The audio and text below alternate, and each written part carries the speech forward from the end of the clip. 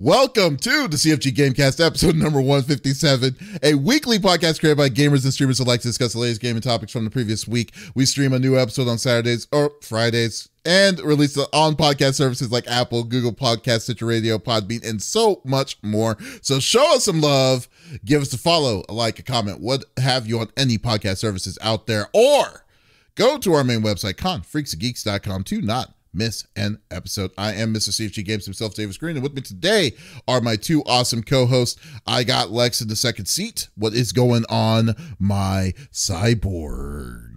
What is up, my dudes? My week, I didn't do a lot of gaming. I did some more of the Bendy and the Dark Revival. Really digging the storyline. And yes, you did watch me play it. You were like, but you were people. Yes, there are people in the game. I am really digging it. I think I'm close to the end and I'm kind of sad. I almost want to stop where I am and start over just because I'm like, did I miss something? I don't know. I'm really liking it. I'm curious as to where it's going to go. But just a friendly reminder, if you're watching someone play games and your response to them finding out a secret is, if you were a game theorist, you'd be freaking out right now. Don't do that to people. That's not nice. It's like, what's that even mean? Right. It's like, well, if you were a real gamer, you'd be excited right now. Like, shut up. I don't understand. Wait, why would they say that? I don't know. That shit, like, Rabbit was like, if you're a real gamer, he made a comment and I was like, thank you for your snarkiness. We appreciate it, Rav. Because it's true. Like, if you didn't have breasts, you would be excited. What are you talking about, dude? Anyway, I'm really digging it. I'm enjoying it a lot. And then the rest of the week was cooking and baking with the girls. My girls are old enough that I can now bake with them. And we went over like using sharp objects and like how not to hurt ourselves. And it was a lot of fun. We had a blast, made my own dough. And the blueberry pie came out so good that I was scared Adam was going to eat the whole thing in one sitting. Oh, wow. Harley ate half of it in one sitting. That's how good it was. Was it tarty? No. So I get a brand of blueberries called, I think it's, you say it Wyndham, like WY something. And I just call them Wyndham. But they're smaller blueberries and the smaller ones are always guaranteed to be sweeter. And so you don't have to use as much sugar. I don't even think I added sugar to, I don't think I did. I think I forgot to add the sugar now that I think about it. Whoops. So 12 cups of blueberries later, and like I just let them sit in lemon juice, and I use a lot of lemon zest, and then I fill the pies with the blueberries, and then I fill a little bit of juice in there, and then we make the top. But we added a crumble this year, so we did a like a brown sugar crumble on top, no nuts, because no one needs nuts in their pie. Calm down. And then we did a lattice, and it baked beautifully, and it stands on its own. A lot of blueberry pies, you pull them out, and they just kind of like they fall apart. These don't. Like the smaller blueberries just stack perfectly inside. But it was delicious. My uncle and my fiance were both like, this is the best pie you've ever made, hands down. And I'm like, I think I forgot the sugar. Thanks, guys. With no sugar. Thank you that. Yeah. And I ate it this morning for breakfast. I was like, fuck it. Like, these are my carbs for the day. And it was delicious. It's so good. I love it. So yeah, Wyndham blueberries. I think that's what it's called. Hey Lex, do you know who is the who is basically the king of Thanksgiving? I do. His name is the 5-star general of the itty bitty Smitty committee. I got Smitty in the third seat. Why are you side looking at me like that? Don't you like Thanksgiving? Don't you like Thanksgiving? I do. I don't know that I would consider myself the king of Thanksgiving. Like, I would. Why? Where'd you get this assessment from? Oh, just that stuff and things. Stuff and things. I did take a nap, so that was good. I took a nap too. Yeah, Thanksgiving naps are the best. Well, it was weird because I fell asleep on the couch the night before, and I woke up at like 2:30 in the morning, and then I proceeded to play Overwatch 2 until like 8:30 in the morning. And you play Overwatch 2. But you can't play God of War Ragnarok. I know, dude. I'm super addicted to Overwatch again. Jesus. I can't even help it. I am gonna play God of War Ragnarok. No, though, but that's in the bedroom, and I haven't set up the other one yet. It's not like we have a time crunch or anything. It's just I know. Shut up, dude. Shut up. We're not looking at you anymore. You can't talk. Yeah. Other than that, though, it was nice. We just got back from Canada here last week, like I was saying.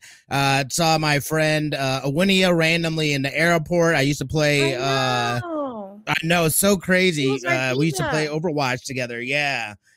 So that was awesome seeing her. Got to link up with Sugar Cube. Saw him out there. We went and ate. He showed me the spot in downtown Vancouver that had some pretty tasty poutine. Oh God! And How then, is the of course, poutine? How is it? It's fantastic. If I could eat that, I would eat that every single day. Oh really? Oh wow, it's dangerous. Yeah, it's Poutine got there all the called a things I cheese love. pull? A what? A cheese pull. Like when you go to pull like the French fries off, does like it like the cheese pull with it? It's called cheese pull. Well, it depended on I noticed that they used a lot of different cheeses, and I think a lot of them had gravy on them. Most of us, the big thing is the gravy, dude. Yeah, it's like gravy with the cheese on top of the fries. I don't really eat a lot of poutine. I've had poutine here, and I assume that it tastes nothing like it does in Canada. So there were so many. I had like a breakfast poutine. I had a freaking what? I had a hot.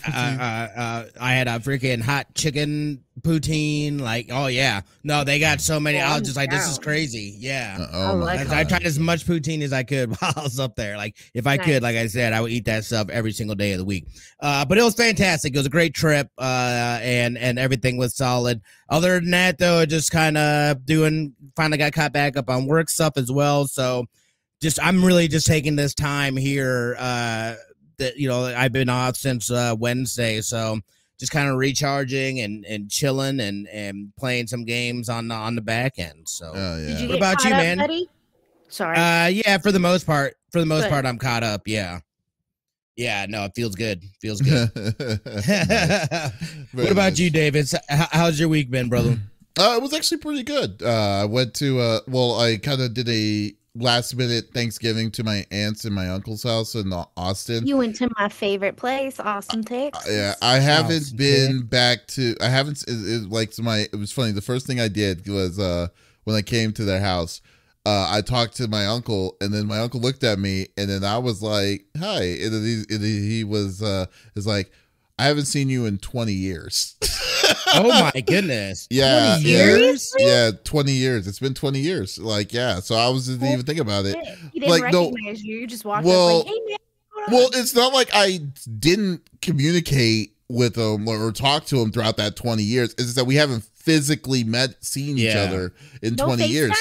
Yeah, no, we never did do FaceTime. We just did it was always either text or phone call and stuff, and they're too old for that. I mean, they're old. They're old school. Like I just updated their password because of their security questions was through a landline, which didn't work but when they installed their when they installed their email back in the day was back in 2003, 2004 when cell phones weren't really abundant quite yet. So at that point. Yeah, no, right. So so I was just like, so they're not really big on the technology, but no, I went to go see them. We had a great time. Man, had some awesome Nigerian food. Haven't had Nigerian food in so long, and it was so great. Ooh. It was just like, I don't think I've ever had the Nigerian food. Forgot about that. Oh yeah, like jollof. Well, the go-to for me is jollof rice. It's I have had that. Yeah. Jollof rice is the go-to, and then but then you have the meat pies. There's a thing called suya, which is basically dried meat on a stick that has some really good spices. So good. I was like, it was funny. I told my aunt at the end of it, I was like, you know what? Can you just make like 30 of these, and I'll just take them on my way back home. And you know what? She did. She did that. She did exactly amazing. That. So I loved it. That is amazing. That's legit. How did you transport them without them going back? I drove. Oh, yeah. That's true. Okay. I didn't do anything. Yeah. It was only 3 hours. Yeah, it was only. Okay.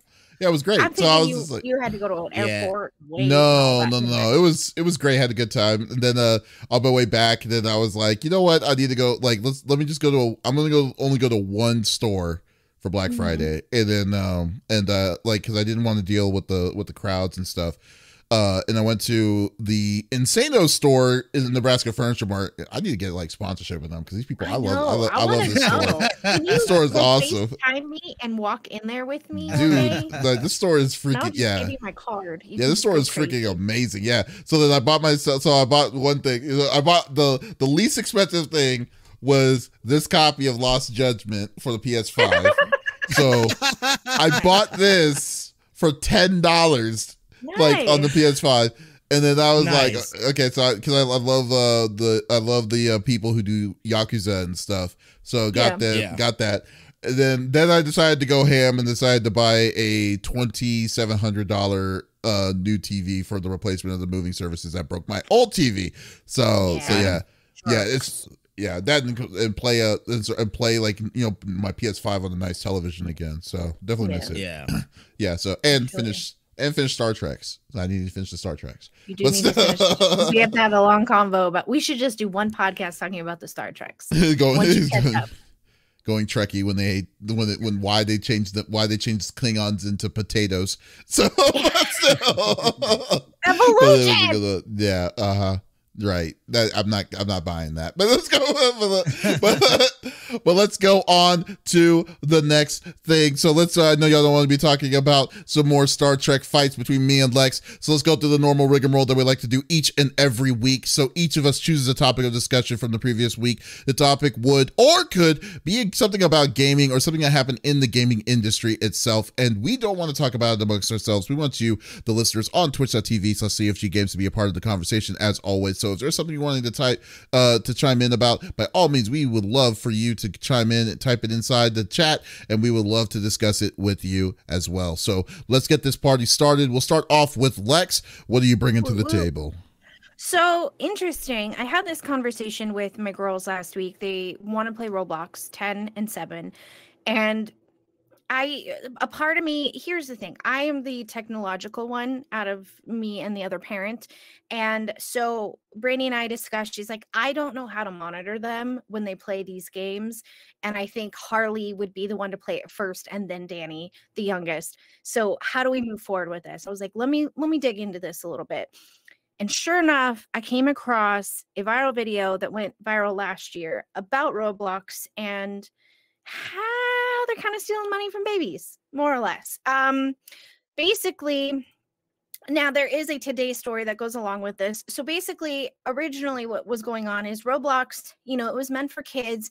They made it seem like kids can, make these, use the studio and create these games and all of these scenes and do all of this fun stuff. And then they can, get in communities, so on and so forth. Well, here's the issue. The kids can make games, and if they are deemed popular or have the most traffic, they can then get real world money through the game. Now, the problem with that is Roblox takes 75.5% of that money, and then they encourage these children to then use that real world money in an in-game gambling area to then gamble away that money back to Roblox. So that's a really big issue that I have. And why I was, not so keen on having the girls play this, because I don't want them to think that they can gamble real world money in a game that they earned from doing all of this work, right? My other issue is also, of course, that, there are communities that aren't children and they let children into these communities. And how do we stop that? Are there moderators? Are there people that do little checks and balances? No, not really. So that was kind of frustrating. But then I saw today, and again, I've been doing this research all week because I don't play Roblox. I don't know a ton about it. And I thought it's a game for kids. Why would adults be playing this? Well, adults are playing this because they have large teams making these popular games to then get real world money and make a profit off of it. But today, Roblox Corporation is doing a patent filing, which basically is going to take the parameters like age, gender, location, preferences, all of those things, and curate them for the player specifically. So let's say you're the adult, you're setting up Roblox for your kids on whatever device, you set it to child, you put in their location, their age, and then you put in a parental password, let's say. I hope that's part of it. And then it will do kind of what YouTube does, where they only let children watch children appropriate things. Now, we all know that YouTube slides with that, and people will market it to children, and then it's somewhat traumatic videos that they end up watching. But this is what they're looking to do and to change. So they're hoping that through the age appropriate measures, Roblox creations will continue to be featured and implement a further patent into that. But up until now, they've pushed this as a children's game. that you can play, that children are, you know, they're encouraged to be creative and create these games that other kids can come then and play and meet each other, right? But there has been no firewalls essentially for them. There's no way to say that, hey, this one's a child and you're 42 making up games for these children in Roblox. How do I stop my child from communicating with you when I don't know you, right? And so I was kind of curious what you guys thought, because I know somebody's child possibly plays Roblox. Yeah, that's Lizard Elsa down there Yeah. right now. But this is, I mean, so this is actually how we have it, is to where she is not allowed to play unless an adult is present. That way we're able to at least monitor, because she'll do a lot of RP stuff and whatnot. And they're not talking in microphones, but they're talking via text chat. So, you know, we're able to see, you know, what kind of shenanigans and stuff like that's going on. I've noticed sometimes too, like some places will be blasting music. I don't know how people are doing that. Yeah. Yeah, I don't, like, it's weird. So like that. yeah, exactly. So, I mean, it seems pretty, like, I mean, starting off with their business model in terms of making games for them, like, that is insane. They take 75% of the cut. Like, 0.5. what? Yeah. Why? So that's Yeah, why even do that? could be making hundreds of thousands of dollars, and then But their it's not cut that is far so fetched large. though. But it's not far fetched to think about that they take a serious cut like that, because when you think about it, I mean, like, look, like when you think of other games, like for instance, when Half-Life with when Counter-Strike came out, was what their mentality is that they're using the engine that was created for them to make the game. So technically, because they did that, they have an ownership of those kind of games. Just like, I mean, like how Dota was how League of Legends came off from Dota, and all these. No, I'm sorry, that was wrong. World of Warcraft 3 came off Right. of Dota, and then and other things, and then people were mad because it was like, oh well, you basically just took our game and modded it, you know. So they're probably not really considering these games as true games, but rather, you know, mods of something that their community is creating. But then they still have the ownership rights to it, and then paying them a deal. Not to say that it's aggressive. Yeah, it's way aggressive. 75-25 cut is like ridiculous. For me, I mean, personally, for me, I would have been like, okay, well, you can go F yourself, so I'm not going to do it. But Right. since it's mostly catered for kids, and kids make their own fun out of whatever it is that they're doing into it, then I bet you they're probably just thinking that they could take advantage of that. Especially with people who, yeah, you know, I mean, that's the way I'm looking at it. Well, what makes me start wondering though too is, where then does like child work laws? Because I mean, technically that's work. Mm-hmm. You know what I'm saying? Yeah. If they're getting paid for it, like, Labor whoa, laws. that's pretty gray area. Yeah, like, that's the real gray area. That's the one I was going to come up with, because I was like, how are they even allowing that? Like, are they paying for this? Because like, I was thinking, do the work Yeah. for us. well, Right. they could have deliberately. And then there's no moderators. Wait a minute. Well, like, I don't understand. Like, so, like, I don't know how Roblox work. Maybe you have a better feel of it, because since you have a daughter that plays it, Smitty.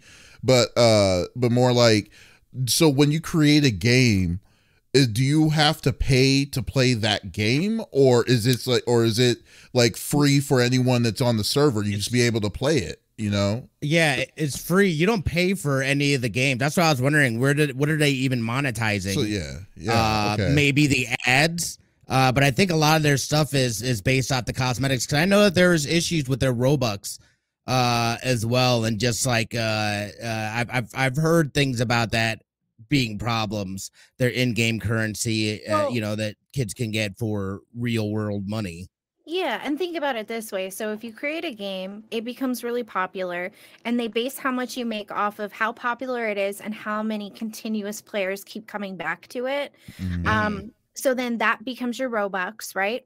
And then if you then translate it to real money to then cash out, an advertisement comes up for their in-game gambling system that rewards you with what have you, right? So then essentially these kids are like, well, I have a chance to win those pretty angel wings. Maybe I can. And then they use that money. So that's where the trickery comes in. So like, not only are you possibly, screwing with the labor laws for children and capitalizing on the fact that they are children and they're not going to say much because they're signing a contract they know nothing about, right? Even if the parent is looking over the shoulder like, I'm going to watch, don't worry, I'll be here. But then you're signing an agreement when you go to play this game. And then a lot of these kids are then getting poached by other companies. Like, you created this game. We would love to have your ideas. Sign this other contract and we'll bring you on and we'll give you a more of a profit, right? And again, now you're in a gray area where these parents are like, oh, that's fantastic. My kid is a game developer now. And this company would like their ideas. And then they're signing a contract they're not quite sure about, right? So then it kind of spirals into this whole thing. And not that I think my kids would come up with the most popular game, because obviously it takes a team of people to work on these things, even if it's other kids in their community. But it just seems sketchy in that. And not only that, but were no moderators to watch if the parents weren't watching, right? To make sure that a kid wasn't speaking to an adult pretending to be a child to then groom them. That's where I kind of have this issue. Like, there's too many gray areas here for me to go, yeah, you guys can play it without my supervision. It just feels weird that it feels like it just seems like Roblox seems like they're kind of edging it inch by inch to being very because I mean, a long time ago, you remember they were saying absolutely no voice chat, because they already know, right? They knew the gray, like the possible storm that could happen and stuff for that. Then they slowly kind of edged off of that. Now so to my surprise that they're doing this, and I'm just like, because I was assuming that there was no microtransactions built inside the game or monetization that was built inside the game, since the world is being customized infinitely, because of their player bases. Then now they're saying that now they're introducing whatever this pay structure is to allow people to do it, but that pay structure is it's terrible. I guess I just don't get it, is where it comes down to. Like, I really don't know what the whole opinion is. Like, my whole opinion is of why are they making these? It seems like they're making more trouble for themselves if in the long run, Yeah. And I can tell you from experience with our oldest, we had an issue, and this is why Roblox was not allowed up until recently. Have we had this conversation? My oldest was messaging an adult on Roblox and gave the address of where she was when people went to sleep. Like, this person was asking poignant questions of, how many adults are in the house? What time would it be best to contact you when your parents are sleeping, et cetera, et cetera. And that's where the absolutely not, you cannot play Roblox, and Roblox was banned in the household. And again, the other parent is my best friend, and she's not as internet savvy as I am. She does her social medias, but she's not familiar with games like this. And so when that happened, we were all scared. And I do remember putting in an inquiry with Roblox that there was an adult messaging a child, and this was the conversation. And the responses we got back were, we will investigate, and this person has been banned later on. And I said, are they IP banned or are they just banned? And they said, we cannot further discuss this with you. So that's where I also have an issue. So you didn't IP ban this person who's trying to come kidnap a child, possibly? Right. Yeah. That's where I was a little, I mean, I hope that things have changed since then. Obviously, this was many years ago, but I haven't seen a lot of changes that made me, as the not living in the household parent, feel safe enough to then let them play it. You know what I mean? Oh, okay. Well, I mean, I don't know. I guess, I mean, like if Roblox is going to be doing this, and no, I mean, this is something that's not going to affect me in any way, but I know that. But I mean, I guess it's really like with Smitty, it's kind of wondering would this turn you off to having your daughter play this now, or are you going to take a more Do you know if it's something that you'd be more concerned that you should be that you're going to have to keep a deeper eye on what they're doing? What's your train of thought? I mean, I don't know that so. I don't know that it's anything that's going to directly affect her. That's going to make us do, because she's not in there trying to develop games or anything like that. She just enjoys playing, and like it's her social way. Because like really, what they're doing is that is a child's metaverse. Is basically what Roblox is, and it's just a bunch of servers that you can go into, different types of games, different setups and things like that, and they basically host a page that you can then go from and go into the different games and whatnot. So I could see how it's cool that, you know what I mean, like that these kids have the ability to do this, and I'm sure that there's adults that are also taking advantage of that stuff and whatnot, and I think it might be geared more towards adults, but it seems hella predatory when you then get a link that pops up. Oh, you got your payments of Robux that you can cash out, or you could try your luck at getting this sweet epic dress or whatever. Like that to me is where the problem really lies, because that is just trying to, you know, keep that money in their ecosystem. The fact that number one, they're paying you out by Robux in itself seems hella scammy. So it's like, wait, so I'm doing this real world work and you're going to give me this in-game currency? And then what's the exchange rate on this? What does that look like exactly? There's too many variables. I've done things where it's similar, where, you know, you get some sort of currency or whatever, and then you can later on turn that currency into actual dollars or whatever.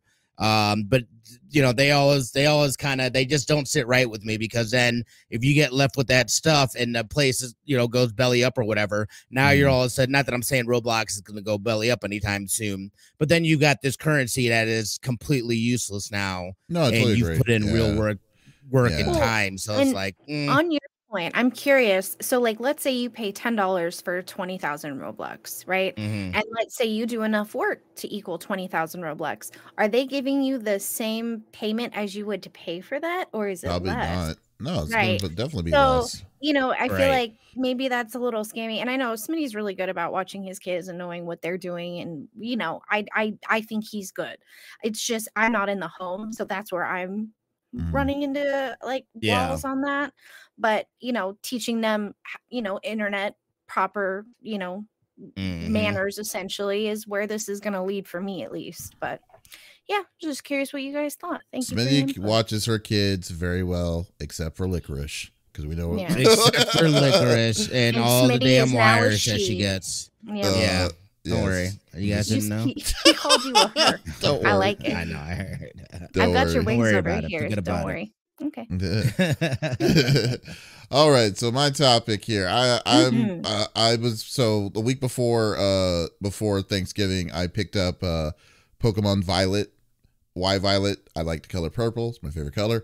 And then Color purple. yeah, that's not sound like it ages as well as you think it does. But what's it called? Yeah, and I also picked up Diamond, the Pearl, the one, the Switch remake or whatever. Yeah, because they Diamond and Pearl, right? Yeah, because it was on sale, because usually Pokemon games, physical games, which I will never go on sale. I will suggest this to anyone. If anyone picks up Pokemon Diamond or any Pokemon at face value, get it, because most of those times the value of those games usually stay around right? $60. Yeah, they go up. So yeah, I definitely urge it. You know, it's funny though too. I'm sorry, kind of digressing, but I went to other stores. They're still selling Shield and Sword and Shield still for $60. That game is 3 years old. It's like, it's like they still do it. Yeah, and it's like it's unbelievable. It's amazing. I was just like, I don't know how they get away with this grift, but yeah. And speaking of which, speaking of the grift, this is that is my topic of this. So, as you know, Pokemon is a storied a storied IP. It's a very popular IP. It's probably, you know, to be honest with you, it might probably be the number one selling game that Nintendo makes, when you really seriously think about it. I mean, and that's saying a lot, because most of Nintendo's stuff is gold when these things are released, because they sell like 15 million, 16 million copies consistently for, like, you know, Mario, Zelda, all these different ones. But to say but Pokemon might be the number one of them all for them. So you would think that they would take like great care of the IP or and stuff. And then I mean, in this year alone, Pokemon did make some different kinds of interesting chances, like they did with Arceus. I never played Arceus myself, but it's a kind of different style, but it does play kind of like what you are normally attuned for Pokemon, just with some slight differences and stuff. But but I skipped that one. I was waiting for Violet/Scarlet. Comes out last week, and then decided to just started playing it very casually. Then I got the bug of wanting to capture everything in that game. So I roam throughout the whole world of Pokemon, beat the game, did all the stories and stuff like that. Loved the gameplay. Loved the story. Loved picking just capturing all the Pokemons, and then after that trying to get all the different kinds of variants, just so I could just be that guy, you know, and and then like and stuff, so I loved it. It was a great game. But the thing that bothers me is the QA quality for this game. Because you remember we used to have, you remember Faye? Faye is a huge Pokemon fan. And you remember at the time she was like saying that she didn't want to pick up Sword and Shield because it was basically felt like it was just a copy paste thing from the handheld at the time. And we understood that. This time they did a little bit more. They did a little bit more than just a copy paste job. I will admit to that. But the thing that they decided the thing that they killed were the insane glitches that are in this game. This is teaser inducer. The most confusing things that just like the collision drops and stuff. Now I will be fair, collision drops didn't happen as often as what these are. Keep in mind, this is a montage of videos of showing the things itself. But I'd rather say it would be like it happened to me 4 or 5 times throughout my whole playthrough of like 60 hours in this game. But the different kinds of things, like when you try to land on with your mount and stuff, you can get yourself stuck at angles. So then the game tries to correct itself, and then it resets itself out and goes back to where you were before you jumped again. So there's a lot of different these ticks and stuff. But the thing that gets me the most is the frame drop. This game doesn't run at 60 frames per second already. It runs at 30 frames per second. But then because of the power of what's happening and distance, distance and stuff, they did shortcuts on trying to make the game they did shortcuts of trying to make far distant things to look to do simple things. So with that being said, if you see an item like in the background of your character, they're running at a half frame range than what you were doing in your main front. Look at Smitty. Smitty just cannot stop laughing. This is the first I've seen that. It's ridiculous. It's insane already. Yes. Yeah, and this is the AAA title. That's what I'm talking about. And then I was thinking, there's no excuse for this. I would say I was saying this. I am saying this kind of stuff. And these are probably like I said, to be fair, the video and stuff, it makes it look a lot worse than it is. But the fact is, it's in the game. It's a AAA title from Nintendo. This title is something that they hold dear to Nintendo themselves. So they're usually good on protecting those games, like Mario and stuff like that. But this one feels like they didn't give a shit about QA at all. They didn't do a QA test itself. So there's times where things are literally ticking what's it called, Game and Watch, how they move it does different frame skippage, that kind of kind of like that with the black ink and stuff. It's 15 frames per second, and I'm just this is a Nintendo Switch game, man. You're paying $60. You're paying $60 for this kind of fun. And in my opinion, if I had to review, I didn't get a review copy from Nintendo. This is my own personal kind of thing of this. I would say this: Nintendo. I think this game is probably the best story-driven game of Pokemon, which makes it incredibly lucky. because because if it was not good gameplay on top of what you're experiencing here on the glitches itself, this game could have been a dumpster fire, a dumpster fire of a game completely. So I mean, I just wanted to get you like I'm a little upset, but at the same time, it's a weird feeling because it's like, can you imagine you're playing a game that you just can't stop playing? It's just fun to play, but then it's just janky. It's completely janky.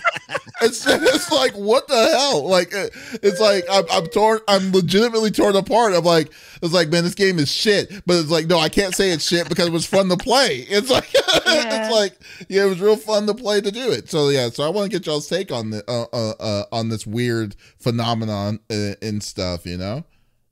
Oh wow. I didn't know that Pokemon and Tony Hawk did a collab.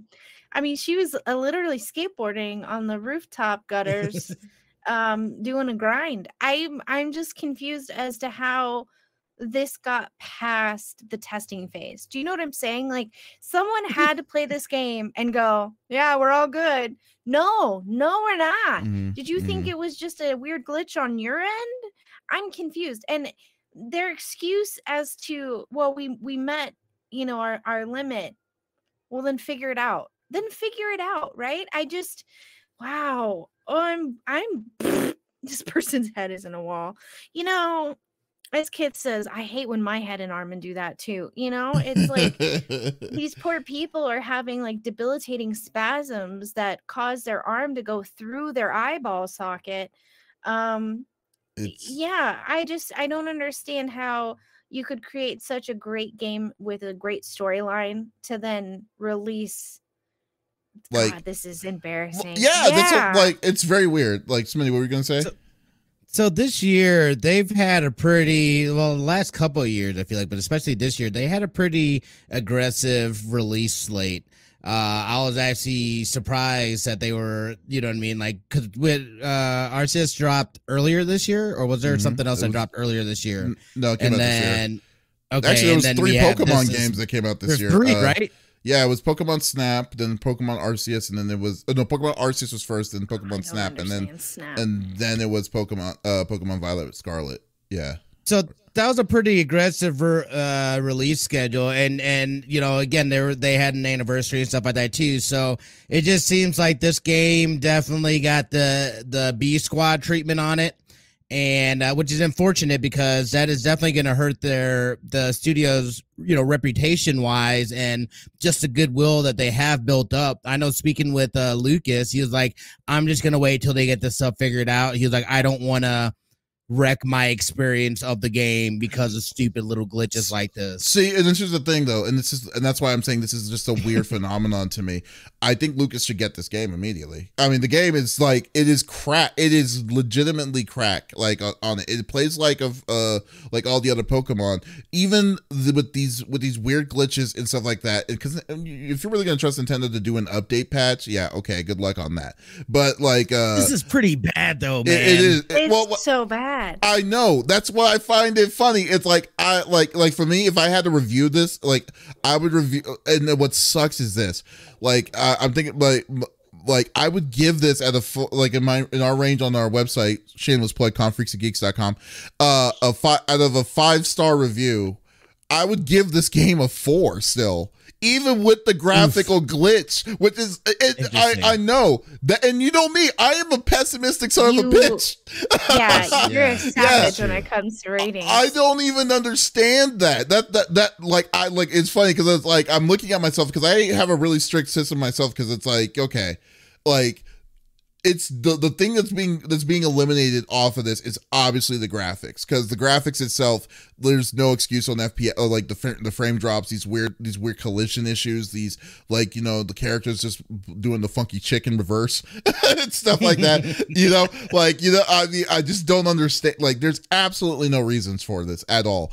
And but the story, the gameplay of you, I mean, the base thing, which is you collecting Pokemon, you fighting other Pokemon and stuff like that, is good. It's surprisingly good enough to overlook all of that, which is amazing to me. That's why it makes it so weird to be like, you should still get this game, like, and then wait until the issues. No, I don't believe that he will. Because like I would normally, if someone like this would be doing it in my own story, especially as I love story driven games, this would take me out of playing a game like this. But this one is definitely for something about it. Like it just makes me want to still keep on playing, and I still do. You said it happened within the 60 hours? You said 60 you hours put in on it. It happened 4 or 5 times. So collision drops did 4 or 5 times. Frames like frame drops was solid, was like consistent throughout my whole playthrough. Yeah, so it was always 30 frames per second for me in the forefront. The backdrop was at 15 to 10. So basically it had that. Like, how do they do that though? It's not like the hardware changed in the middle of development or anything like that. Like that doesn't make sense to me. It feels like it would make things more complicated than easier. The reason why they would do something like that, like from what my friend Vin was telling me, was that they do that because it kind of shortcut. It helps to shortcut to make things simpler on simpler load, which kind of makes sense because later on in the series, like the Switch is Switch is hitting its 5th year. Is it hitting its 5th year?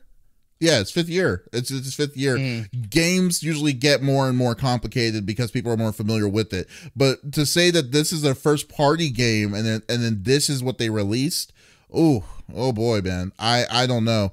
And it's $60. And it's $60. Unfortunately, I have to say it's worth it. It's like I have to say. It is insane. I'm going crazy thinking about this, Smitty. It hurts for me to say it. It's a good game. Like it's not okay. Look, like usually I don't think about games. It's not about the graphics, mostly. But then again, with that being said, there's no excuse to be doing to be experiencing what you're experiencing in that way, especially for a AAA title game, and especially in what's it called? You see these videos? These videos are crazy. Question. Yes. What's the difference between Scarlet and Violet? They're just different set. Well, like I think you've asked this before, but like this, Probably. they made 2 different Pokemon. They make 2 different Pokemons because 2 different Pokemons. It's the same game, but there's a series of Pokemon that you can get on Scarlet, and there's a series of Pokemon you can get on Violet. So it's just different starters. No, the same starters, but just different Pokemon. Oh, there's exclusive Pokemon. I see. Yeah. Okay. Yeah. And then you can trade with other people, right? In order to get some of the ones from the games that you don't have. Exactly. Yes, exactly. Yeah. Exactly. So, so that's what it, so that's how all that works. But like, oh my God, dude. Like, I would love to talk to Faye about this because I was just like, this is atrocious. And the one thing what's scaring, I'm thinking ahead of time because like I've really kind of just started in the Pokemon and to actually start playing Pokemon because Shield was really the first one I've really fully beaten. I'm worried that because of the success of this game, we're seeing a new standard of console versions of Pokemon. What their standards are going to be, or it'll be diminished comparatively to the style that they that was better. I hope not. Yeah, so like what the day and night says. Yeah, I'm still getting it. Yeah, it's bad though. Yeah, I see that. I don't know. I love day and night. Like I said, day and night. I will say this. It is a good game. It is a good game for the everything else, but the glitches and graphics, man. But did like your it's person still turn Pokemon. Into a giant monster? That's what I want to know. Did that happen to you? Did the person turn into a giant monster? Yeah, like, getting on the bike where they turn into a giant monster. Oh, Have no. you seen that glitch? Oh. No, sorry. I did not see that. That's pretty funny if it did. But no, it'll be like, oh, yeah, I'm a Pokemon now. Yeah, but I just, man, like, I just hate sloppy design, like game design, like glitches like this. It's just, like, did they just skip QA? I don't understand. Like, I do not understand what they were thinking. I would happily get paid to QA for them.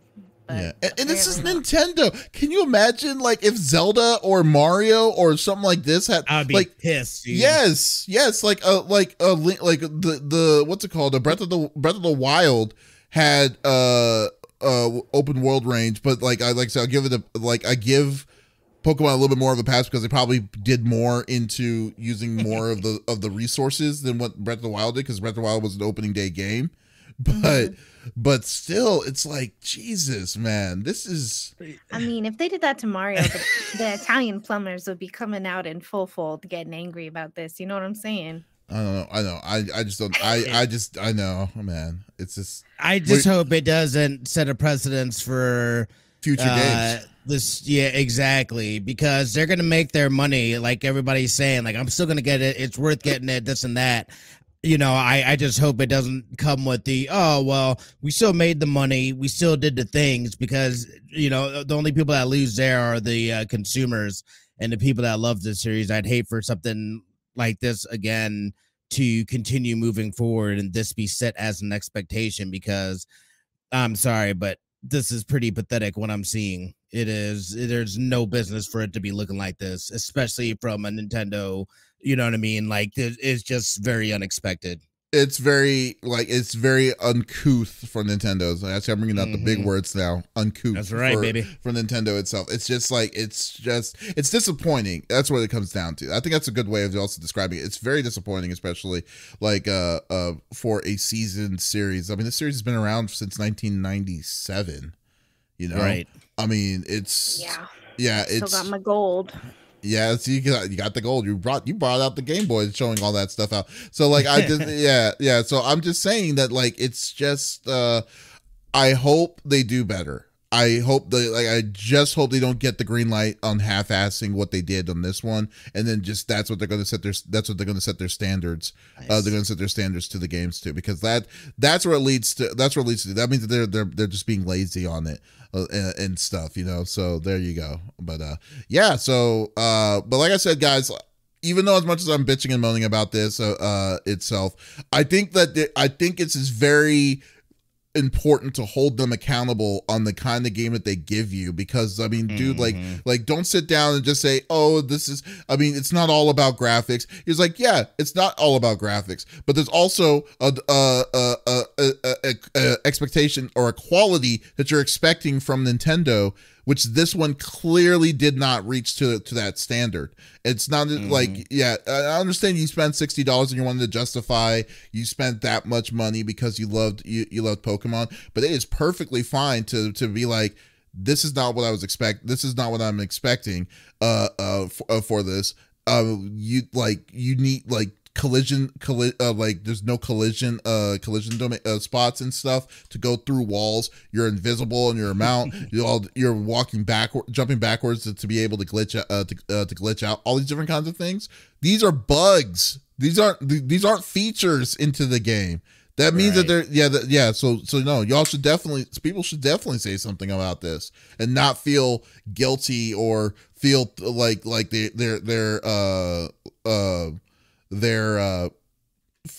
they're being a little bit extra because that's how they're wanting to be like. But no. So for me, I hope the company is pressured into putting out a hotfix, because that's pretty sad to see, to be honest. And the fact that people are paying full price for a broken ass game like that. Again, it may be good and whatnot, but I'm not gonna purchase something and it's gonna come out all raggedy, but I still enjoy it because it still kind of sort of works. Yeah, sort of works. I mean, like, here's the thing though too. Like, remember I told you I don't usually like buying games that are like Steam early release and stuff, because I don't I like buying complete games and stuff. I just prayed to, like if I had the choice between early release or get what I got with this is actually kind of debating me. I'm kind of on the fence, because this is essentially what this is, because it feels like it wasn't fully released to it. But like, but like, to be honest with you, when I did buy it, I think I'm getting my money's worth, but it's just disappointing to see the quality just fell off on Pokemon. I mean, the quality of it fell off on Pokemon. On this, and that's a giant problem, and that I think they need to nip that in the bud, like, immediately, before stuff starts happening, So my thoughts are, because of the aggressive release schedule that they had this year, that this one probably, again, it fell by the wayside. I'm hoping that that's what the case is. And if it was any other developer, I would agree with that. But dude, this is Nintendo. It's not like Nintendo's a small It's not like Nintendo's a small company. This is made by the Pokemon Company, which and I have friends that work there. So I just think that overall, I don't know if I would give that excuse on the fact that like, hey, RCS, Pokemon Snap, and so on, so is coming out all in the same year. We only have a team of 15. They have a team of like hundreds. Right. They have teams of hundreds to do this. So no, I can't. I don't think I can give them that pass either. So they know better, man. This is the AAA title. This is their bread and butter of. This is a quarter of what we get paid. This is what Nintendo's money is a pillar of what Nintendo's money is coming from. Right. And then they give that treatment to it is not good. Definitely not good. So yeah. Facts. Anyways, I'm done with the soapbox nonsense. Let's close this off with Smitty. What is your closing topic? Yeah, I just want to do an update. I don't know if anybody has seen about the whole Microsoft Activision Blizzard merge. We know that Sony's been raising a stink about that being too much of the share. If they were able to require it, we were able to find that stuff out in some filings from I believe it was Brazil and then the UK also. Each country has different laws pertaining to some of that stuff, so we've been able to see some back and forth that we normally wouldn't be able to see in typical sense, at least over here in the States. But it seems like Sony might have a point, as the FTC has now jumped in and they are getting involved with this whole merger going down. So it's saying that the feds are likely to challenge Microsoft's $69 billion Activision takeover. Federal Trade Commission is likely to file an antitrust lawsuit to block the merger from taking place.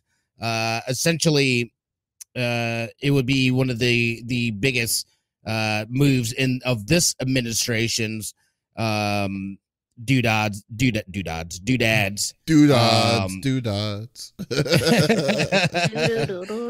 Yeah. So it says that a lawsuit challenging the deal is not guaranteed, and the FTC's 4 commissions have yet to vote out a complaint or meet with lawyers for the companies, 2 of the people said. However, the FTC staff reviewing the deal are skeptical of the company's arguments, those people are saying. So this is going to be huge. If they nix this and this does not go through, that's gonna be a bit of a black mark there for Microsoft, and I don't know what that means for Activision Blizzard in the moves and stuff that they've already. It's not going to be good for them. I think a lot of people are ready to move on with new leadership and stuff over there, not the same old things. So it's crazy to see the federal government actually stepping in on this. Obviously, we know though when it's with such a massive, we were talking about this beforehand too, they also got Bethesda for like $30-40 billion. So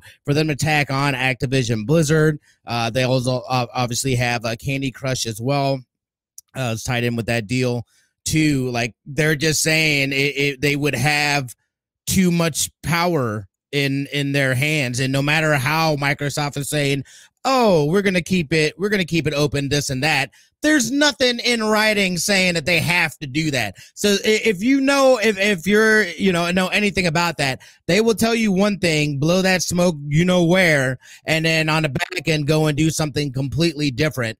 So I'm curious to see. Like at first I didn't think there was going to be any legs.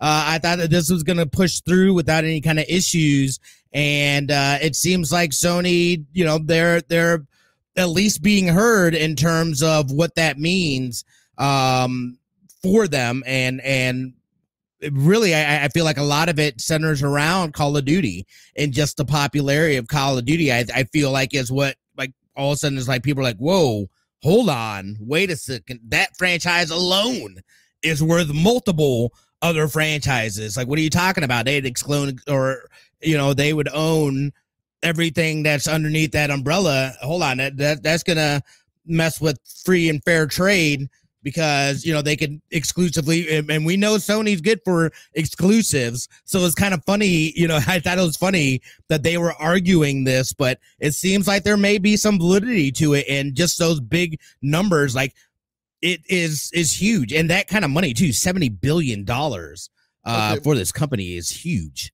Yeah, but like, I mean, the one thing I'm really, first of all, I'm gonna make a correction. We were wrong about how much they picked up Bethesda. It was actually $7.8 billion, not 30. Oh, okay. Yeah, I thought so too. But I will say this though, like, it's kind of funny. I have a love-hate on this, because I love the fact that the people in Activision, like the higher ups, are not gonna get that. If it gets blocked, they're not gonna get that money. Like, so like Bobby Kotick doesn't get shit, which is always an up on my side for it. But the hate is like is the fact that Microsoft, I knew for a long time Microsoft had bottomless pockets, right?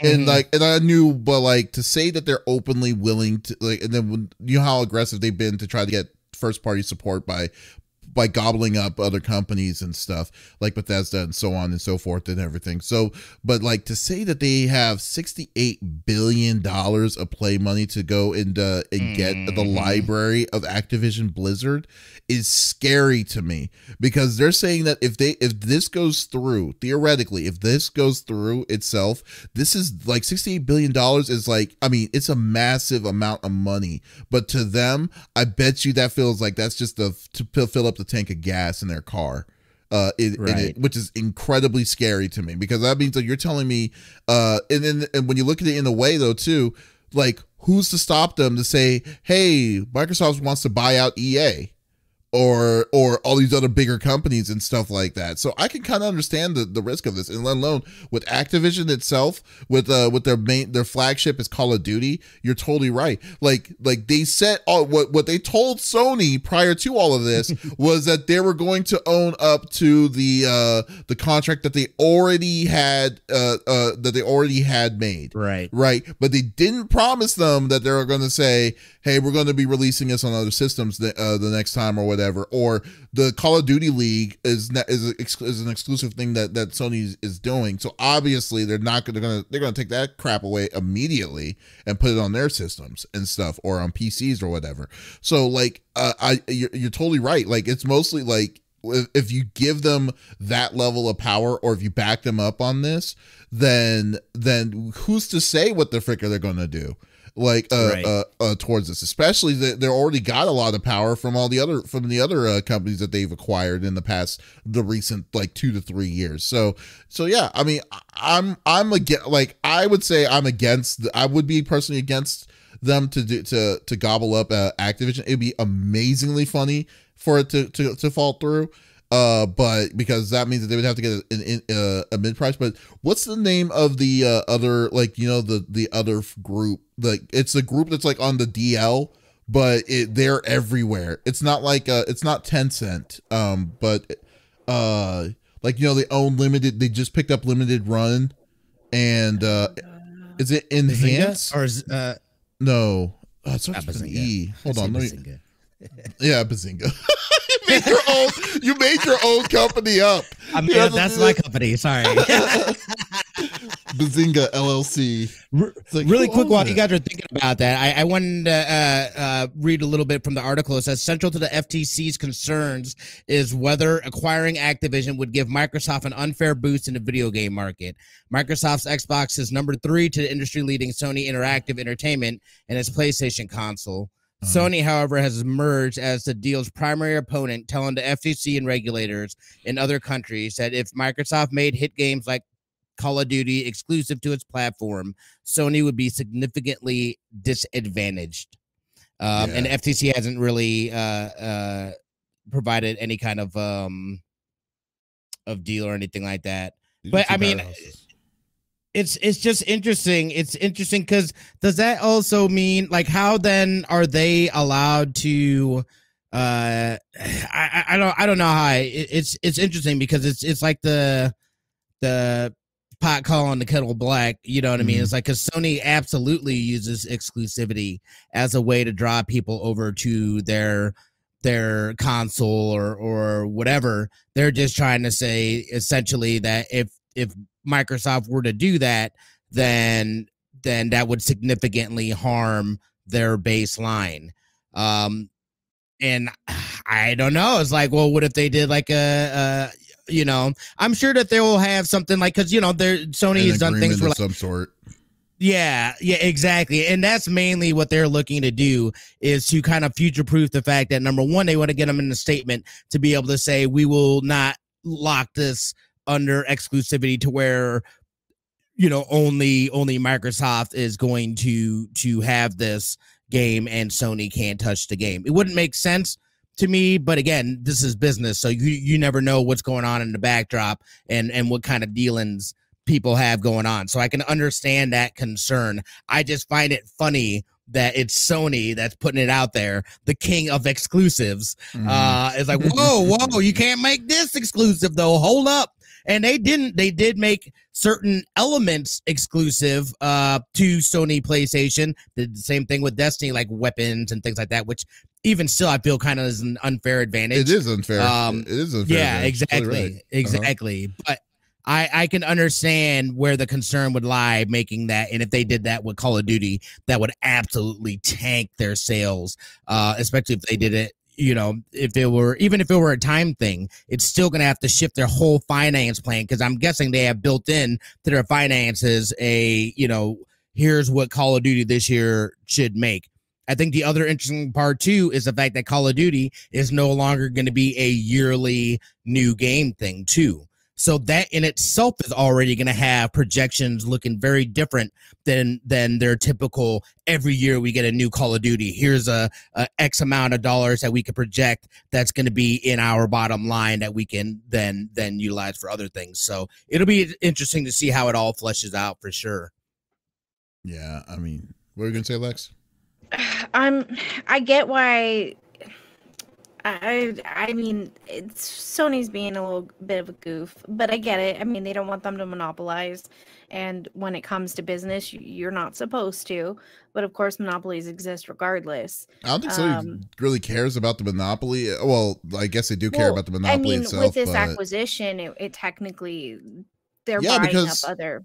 Well, this one's sending them directly to their pockets, though, because this one is being like they own. I'm not disagreeing with that. Yeah. So like it's actually kind of funny when you're saying they're the king of exclusives, but when you think about it, like this is the first time I've really seen Sony actually worried about this one, because this makes me wonder, like, how much money is Sony getting from Call of Duty? Because it must be a giant hit to a point for them to even say something like because like, you know how right now, you know, the number one system on for Fortnite where the most of transactions are coming from is a PlayStation. It's a PlayStation. It's Sony. It's over PC. So they must be getting a ton of money. So if someone said, like, if they did the same thing, like someone said, okay, we're buying Epic Games or something, I bet you they're going to raise the same kind of level of stink. So absolutely. So the amount of money must be like threatening for them to be doing what they're doing. And I'm not disagreeing that. Yeah. I just think it's funny that, like Smitty said, like they're the king of exclusivity, and like then they're getting mad because someone else is buying it. I get it. I totally do. And of course it's got to be hurting their pockets, or else they wouldn't be raising a stink. I just thought the sentiment was funny is all. In all reality, I don't know if I really care too much, but I am curious. You know, it's like hearing like the weekly gossip, you know, I'm curious. I don't play PlayStation 5, so I'm not really too worried about it. And I also don't play that game, but I understand as far as something hurting their pockets so badly for them to say something. I found the sentiment funny is all. Again, I think if they were just buying Blizzard, no one would be batting an eye. I don't think they would care. The fact that Activision has Call of Duty Call of Duty makes so much money that it is a problem. It would hurt their bottom line drastically. Well, and think about it too. They have to have it. I think they're playing to make a deal, deal with them, and make the government kind of regulate how that deal goes. I think that's the play for them. No, that makes sense too. And I mean, think about it too. Call of Duty, like their servers are always loaded with people playing. It's not a game that really has gone out of style.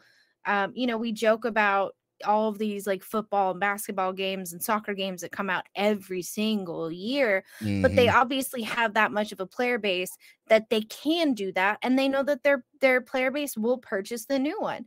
And I think that's too where we run into Call of Duty. It's not a game that ever really goes out of style for them, and it makes them enough money that now this is an issue. So I get it. I totally understand. I'm in this like limbo right now where I loved PlayStation. When I was a kid, it was PlayStation or Xbox. And though I played Halo all the time at my friend's house, I wanted the PlayStation. Why? Because they had all the games I wanted to play. But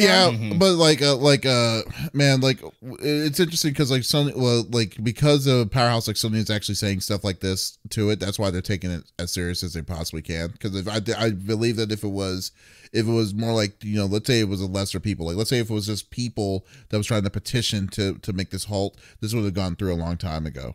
But then in this case though, I don't know, man. Like, it's weird to me. Like, oh, by the way, the name of that group that I was talking about, Enhancer Group.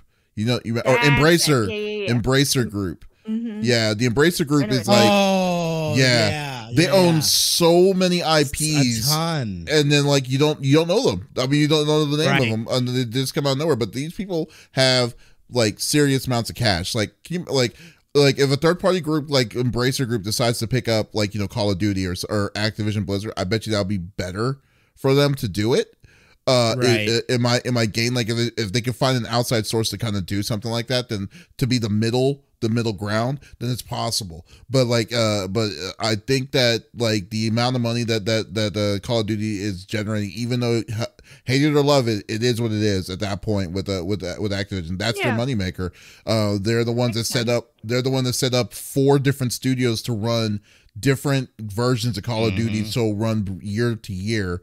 So they have people. So they had the cycle of like. So it wasn't like how Madden or FIFA and stuff was like. Oh, okay, you got 1 year. You had like 2 or 3 years for each of the companies to do what they need to do. I mean, it was a well-oiled machine that was created to make money, and it does. So but it's hard. It's just hard for me to kind of grasp this. I kind of see Sony's case on this. It's kind of hypocritical in what Sony is, but to be fair on Sony's side, to be fair on Sony's side, they built their own studios. They didn't buy the studios and then like was like trying to gauge their competition out because they just decided, oh, building a studio is hard. Let me just buy this one company and then just say it's ours to we own it now. I mean, they did with Bethesda and stuff. So in a way, they do have a right to do it and to claim all of that. Oh, it's like 100%. So the reason why that they're saying that they're owned for exclusivity is, well, they made the exclusivity with their own companies. Don't disagree. So that's one of the things I'm kind of wanting to see where this is going to go. It's very, very, very interesting. Kit was talking about the some of the development and how they've worked with the U.S. government. Okay. As a recruitment tool. Okay. I denied it, but like, I did read it. But we'll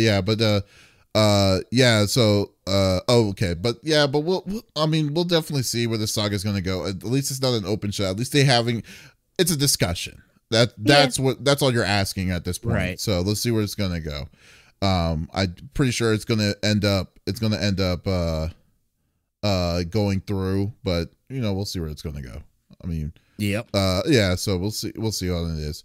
But but anyways, let's close this up now. So folks, This was episode 157 of the CFG Gamecast. Thank you for being a part of the conversation as always. We will be back again. We have 2 more episodes until we are done by the end for the end of the year.